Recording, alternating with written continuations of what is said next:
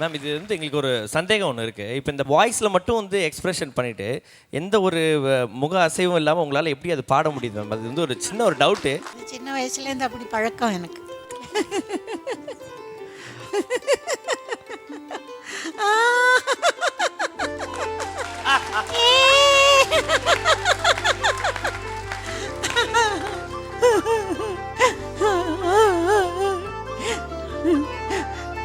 இது பண்ண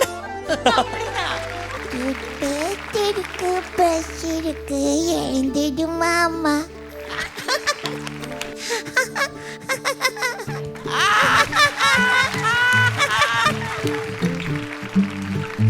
பாலசுப்ரமணியம் அப்போ நல்லா பாடுவார். கரெக்ட்.